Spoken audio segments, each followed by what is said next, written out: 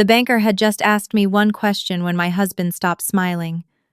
"Mrs. Monroe, before we move forward, I need you to confirm whether this is your signature." Blake was sitting beside me in a glass conference room on the 22nd floor of a downtown Nashville office tower, wearing the navy suit he saved for closings and funerals, one ankle resting casually over his knee like the next 30 minutes were going to make him rich. Across from us, his business partner, Kendra Shaw, tapped one polished fingernail against a leather portfolio and avoided looking at me. On the table sat a stack of loan documents thick enough to prop open a door, a silver pen, 3 bottles of water, and a copy of a deed of trust against the little brick house my father had left me when he died. Blake had spent the entire drive downtown explaining the meeting to me as if I were 12. "Just insurance acknowledgments and tax forms, Ava. Nothing complicated. I need you to sign where they mark the tabs and let the grown-ups handle the financing." That was the kind of sentence he had started using during the last year of our marriage. "Let the grown-ups handle it. You only process paperwork. You don't understand real deals." Each time he said it, he smiled afterward. Not enough to look cruel, just enough to make me feel childish for noticing. So when the banker turned the document around and pushed it toward me, I didn't touch the pen. I looked at the signature beneath my printed name. It was close. Whoever had copied it knew I made the A in Ava too large, and always crossed the tail of the M in Monroe back through the first stroke. They had even copied the little downward hook at the end, the habit I'd had since high school. But the woman who signed that page had supposedly appeared before a notary at 4:18 on a Tuesday afternoon when I had been sitting 12 miles away in a conference room at my own office, helping a retired couple close on a condo. I knew because I had already printed the security log, the closing video timestamp, and the electronic badge record showing exactly when I entered and left my building. I looked at Blake. For the first time that morning, his left knee had started bouncing under the table. "Is that your signature?" the banker repeated. Blake answered before I could. "Of course it is. We've been over this." The banker didn't look at him. "I asked your wife." Kendra shifted beside him. Blake's knee stopped. I picked up the page and studied it long enough to make him believe I was confused. Then I set it down and said, "No, I've never seen this document before today." The room became so quiet I could hear the air conditioning fan above us. Blake gave a little laugh. "Ava, come on. We talked about this." I turned toward him. "Did we?" His face tightened. "The house paperwork. The collateral package. Don't do this right now." I could feel my pulse in my fingers, but my voice came out calm. "You mean the house my father bought in 1998? The one he left to me before I married you? The one you told me 6 months ago wasn't worth enough to matter?" Kendra finally looked at me. Blake leaned closer and lowered his voice. "You're embarrassing yourself." There it was. The second phrase he liked almost as much as the first.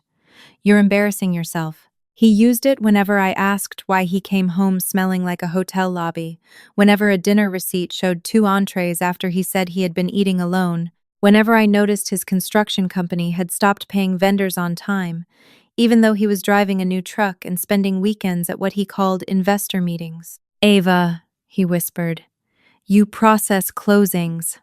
I build companies. There are details you don't understand." The banker closed the folder in front of him. "Actually, Mr. Monroe, there are some details we need you to explain." The door behind us opened. A woman in a gray suit walked in carrying a red file folder, followed by a man I recognized immediately. His name was Daniel Price, and he had been my attorney for exactly 17 days. Blake stared at him, then at me. He didn't know Daniel. He didn't know about the property alert I had received at 6:42 one morning. He didn't know about the draft mortgage I had found sitting in our home printer tray.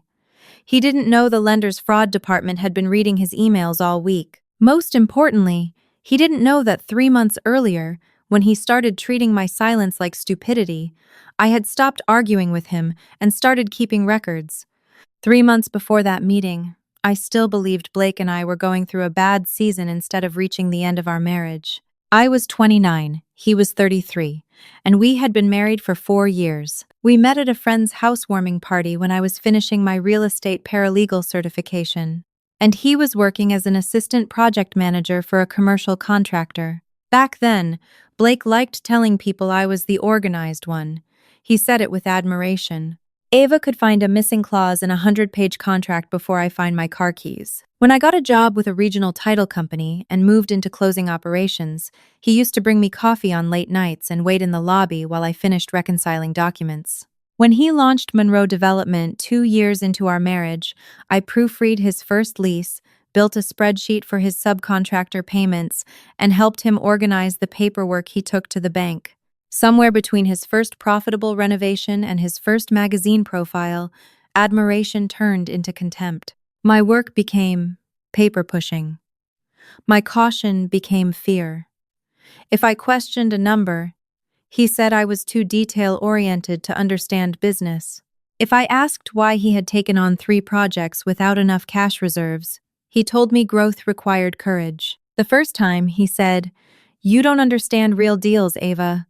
I laughed because I thought he was teasing. The 10th time, I stopped laughing. The first clue that something was seriously wrong wasn't lipstick, perfume, or a mysterious text message.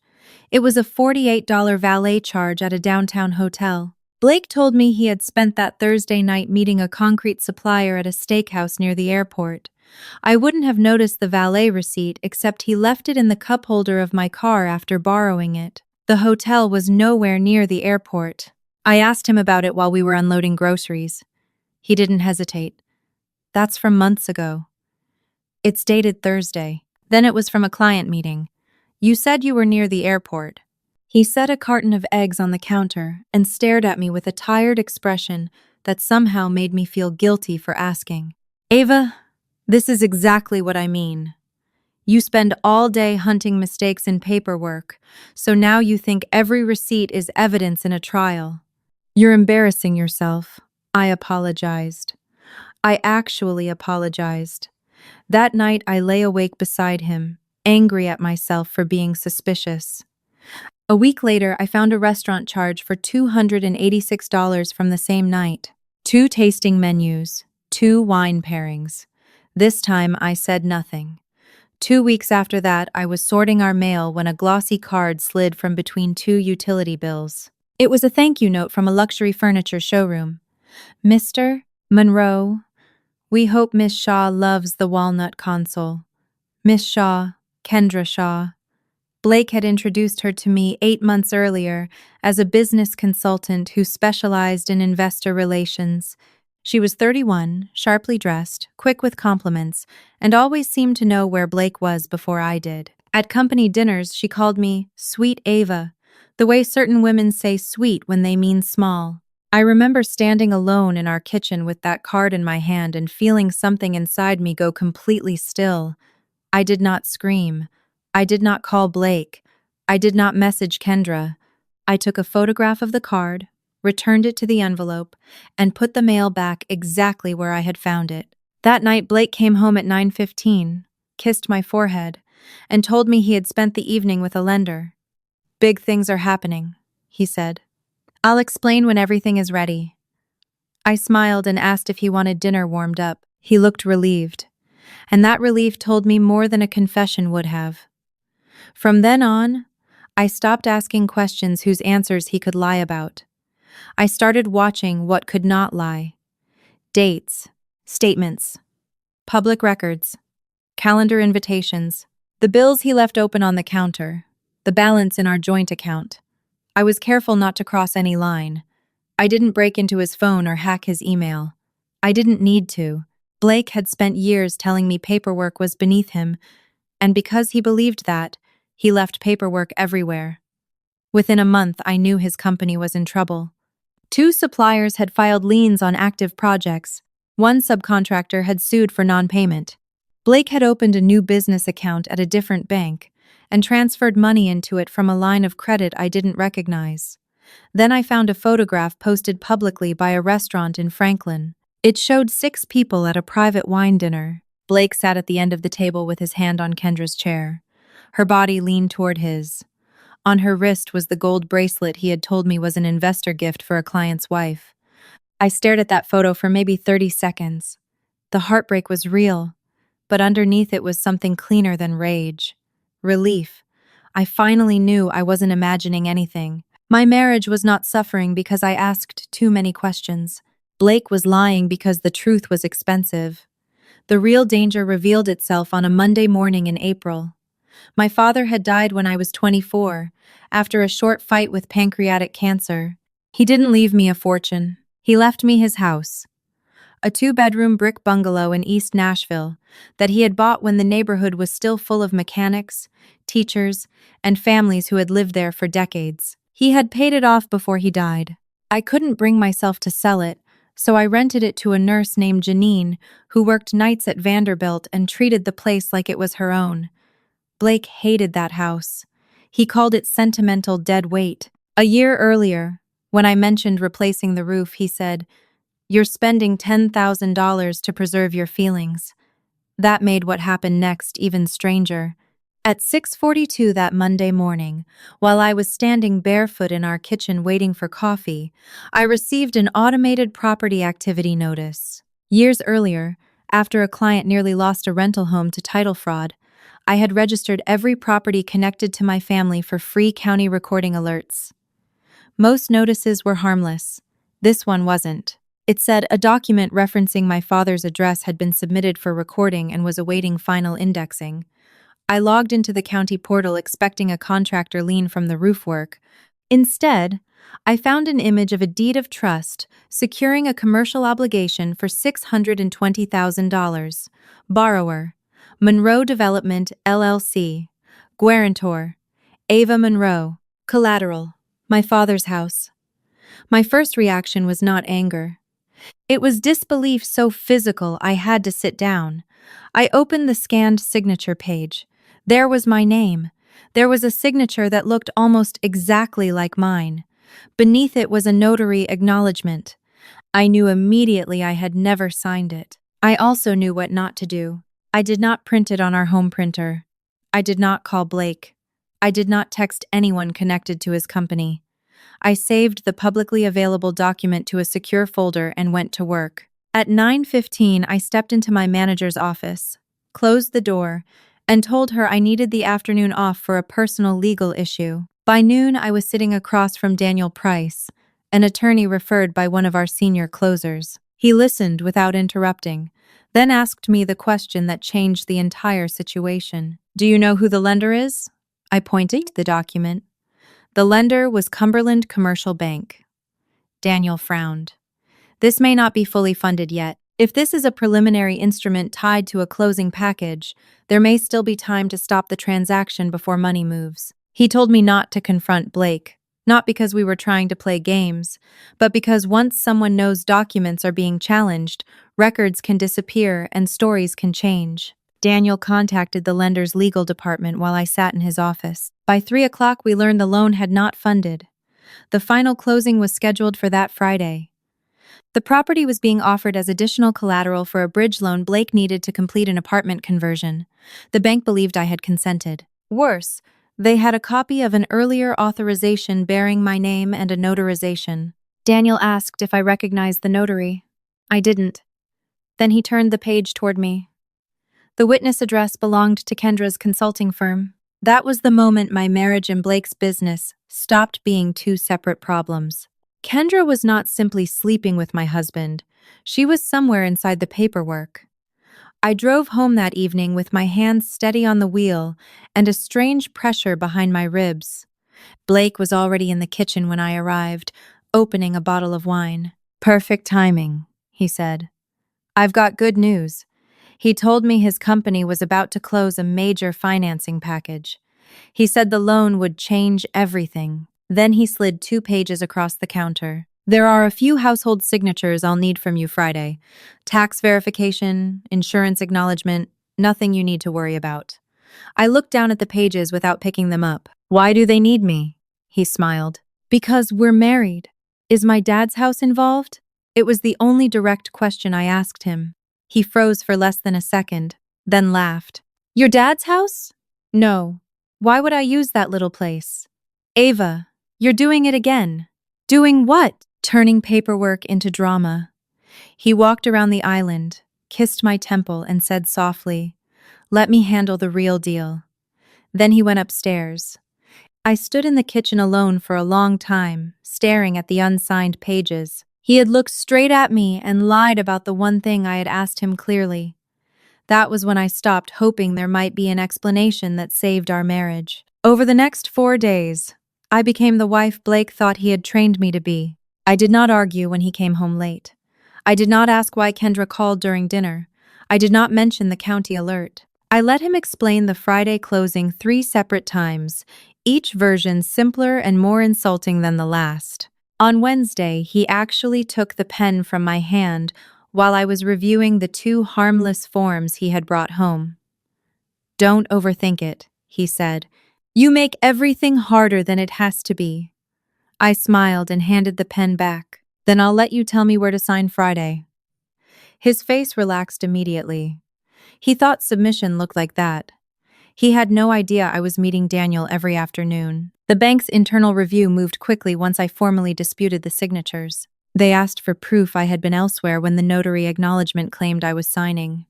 My office had everything: badge access, closing logs, a video record retained for security. I gave the documents to Daniel, and Daniel gave them to the bank. The bank told us they would handle the closing from there. I asked whether they wanted me to stay away. Their counsel said the decision was mine, but if I attended, I should not sign anything I had not reviewed, and I should allow their representatives to ask their own questions. That mattered to me. I was not setting up a fake scene. I was not tricking Blake into a crime he wasn't already committing. I was simply refusing to rescue him from his own documents. Thursday night gave me the last piece of the truth. Blake was showering when our home printer suddenly came to life in the upstairs office. He had been printing from his laptop in the bedroom. I heard 6 pages feed through, then silence. A minute later, he came down the hall, still wrapped in a towel, took the papers, and went back to the bedroom. 1 page remained in the output tray. I didn't touch it at first. I stood in the doorway and read the header from 3 feet away: Monroe Development Capital Plan. At the bottom was a list of uses for the loan proceeds: vendor settlements, project acquisition, working capital, and one line that made my stomach turn: partner distribution, $145,000. I waited until Blake went downstairs, then photographed the page without moving it. The next morning, Daniel confirmed something the bank had already begun to suspect. A portion of the bridge loan was not going to construction at all. It was scheduled to repay a private obligation owed to a consulting entity connected to Kendra. The affair had not merely been funded by Blake's personal money. His business and his relationship with her were financially tangled. By Friday morning, I understood the entire shape of the betrayal. Blake had run short of cash, promised Kendra money, and reached for the one unencumbered asset close enough to steal from without asking an investor: mine.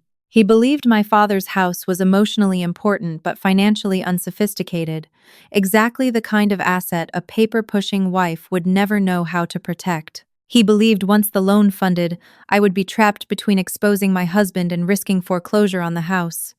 He had designed the situation around my loyalty. That was the part that hurt most. Not the affair. Not even the forged signature. He had counted on me being too embarrassed to tell anyone.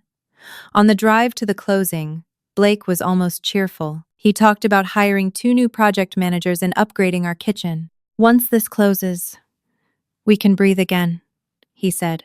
I looked out the window at the Cumberland River and asked, "And my dad's house has nothing to do with it?" He exhaled sharply.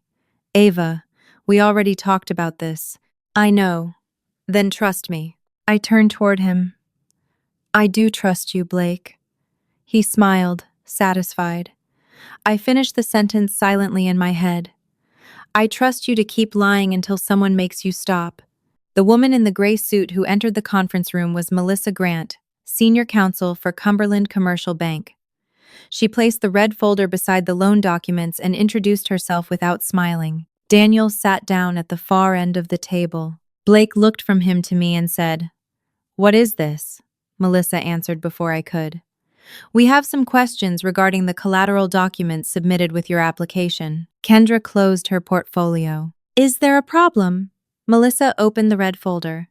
Possibly. Mr. Monroe, did you personally provide the bank with the guarantor authorization bearing your wife's signature? Blake's posture changed so slightly another person might have missed it. I didn't. His shoulders moved back. His chin lifted. Defensive confidence. My office provided the package. Did your wife sign it? Yes. Melissa looked at me. Mrs. Monroe? No. Blake slapped his palm lightly against the table. She's confused. We've signed 100 things over the years. Daniel spoke for the first time. She is not confused. Blake stared at him. Who the hell are you? Her attorney. Kendra's face lost some of its color. Melissa removed a second page. Mr. Monroe. This acknowledgement states, Mrs. Monroe appeared before a notary at 4:18 p.m. on April 8th. If that's what it says, that's what happened. Mrs. Monroe was recorded conducting a real estate closing at another company at 4:18 p.m. on April 8th. Nobody moved. Melissa continued. We have her workplace access records and the closing log. We also have written notice from her disputing the signature. Blake turned to me so fast his chair squeaked. You went behind my back? The question almost made me laugh. Instead, I folded my hands on the table. I checked my own property record. You could have talked to me. I did. His mouth tightened. When? Monday night. I asked if my dad's house was involved. You said no. Kendra cut in. Blake, you told me she had approved the collateral. He looked at her. Don't start. You told me she signed everything voluntarily. Kendra, shut up. Melissa slid another document forward. Miss Shaw, your consulting office appears on the notarization record. Can you explain why? Kendra's composure cracked. My office rents space to independent professionals. That doesn't mean anything. We'll let our investigators determine what it means. Blake stood. Investigators? This is insane. We're here to close a loan, not get interrogated. Melissa remained seated. The bank will not be closing this loan today. His face changed. That sentence did what everything else had not. The color drained from his cheeks. You can't do that. We have contractors waiting. There are acquisition deadlines. The financing is suspended. Based on what? My wife having some kind of episode? He pointed at me, and even then he reached for the same weapon. Ava gets obsessive about documents. It's literally her job. She sees something slightly off and turns it into a conspiracy. I watched him say it and realized how deeply he believed his own version of me. He had expected everyone in that room to accept the same dismissal I had accepted at home. Melissa closed the file. Mr. Monroe, your wife's attention to documents is the reason we discovered the discrepancy before funding $620,000 against disputed collateral. Blake looked at me as though I had betrayed him by being competent. You have no idea what you just destroyed. I nodded slowly. You're right. His eyes narrowed. What? You've told me for a year that I don't understand real deals. I reached into my bag and removed the county property alert, the document that had started everything. I placed it on the table between us. So explain this one to me. He stared at the paper. Explain why my signature is on a loan I never agreed to. Explain why my father's house is pledged to your company. Explain why you told the bank I appeared before a notary while I was sitting in another closing. Explain why you lied to me Monday night when I asked you directly. Ava, we can fix this at home. No. Don't do this here. Why? Am I embarrassing myself? His jaw clenched. Beside him, Kendra stood up and backed away from the table. I want my own lawyer, she said. Blake swung toward her. Are you serious? You told me she knew. Sit down. You told me the house was effectively yours because you were married. Kendra, you said she'd sign whatever you put in front of her. He stared at her, and in that second, I saw their entire relationship for what it was. Not romance. Not loyalty. Two people who had admired each other's selfishness until selfishness became inconvenient. Melissa raised a hand. This meeting is over. The bank's counsel will preserve all submitted documents and refer the matter through the appropriate channels. No funds will be dispersed. Blake looked as if someone had removed the floor beneath him. Ava, please. It was the first time he had said my name that day without condescension. The project dies without this loan. Then maybe you shouldn't have built the project on a house you don't own. We could lose everything. No, Blake, you could lose everything. His eyes flicked toward Daniel. What have you done? Daniel answered calmly. Protected her property. Blake sank back into his chair. I stood, picked up my bag, and looked down at the man who had spent a year telling me that paperwork was beneath him. You were right about one thing, I said. This closing changed everything. I did not go home with Blake that afternoon. I had packed a suitcase the night before and left it in Daniel's office, which felt almost funny considering how often people imagine life-changing departures involve screaming, broken dishes, or someone throwing clothes out a window. Mine involved a carry-on bag, 2 work dresses, my father's old photograph, and a folder containing copies of our financial statements. I stayed with my older sister Lauren for 3 weeks while Daniel handled the first stages of the divorce. Blake called 73 times during the first weekend. At first, he was furious. He said I had humiliated him in front of his lender. He said I had sabotaged his company. He said married people were supposed to solve problems privately. By Sunday night, his voice changed. He apologized for the misunderstanding. He claimed the collateral documents had been prepared incorrectly by an outside consultant. On Monday, he blamed Kendra. By Tuesday, he blamed a junior employee. On Wednesday, he said he had only been trying to save the business we had both benefited from. I saved every voicemail and gave them to Daniel without answering. The bank's review became something larger, though I deliberately stayed out of the details that did not concern me. Investigators interviewed people. The disputed document was examined. The notary information did not hold up. Kendra hired separate counsel and stopped protecting Blake almost immediately. I learned about the affair in the formal discovery process, not through gossip. There were hotel invoices, transfers to her consulting company, messages about apartments they planned to view once the financing was stable, and one text from Blake that hurt for exactly 1 minute before it became almost useful. He had written, "Ava won't fight me. She hates conflict. Once the loan is done, she'll adapt." That sentence explained our marriage better than 4 years of photographs ever could. He had not mistaken my love for love. He had mistaken it for surrender. 6 months later, the house my father left me was still mine, untouched by Blake's debt. Janine still lived there. I replaced the roof, fixed the back steps, and planted the hydrangeas. My dad had always talked about planting but never did. Monroe Development did not survive the year. Without the bridge financing and with 2 existing projects already overextended, the company collapsed under debts Blake had hidden from me. The legal consequences of the false documents moved separately from our divorce, and I learned not to build my peace around what sentence another person might receive. I cared about the outcome, but I no longer needed to watch Blake suffer in order to know I had won. The real victory happened earlier, in that conference room, when I understood something I wish every wife, daughter, sister, and woman who has ever been made to feel foolish could hear clearly. Someone repeating that you are confused does not make you confused.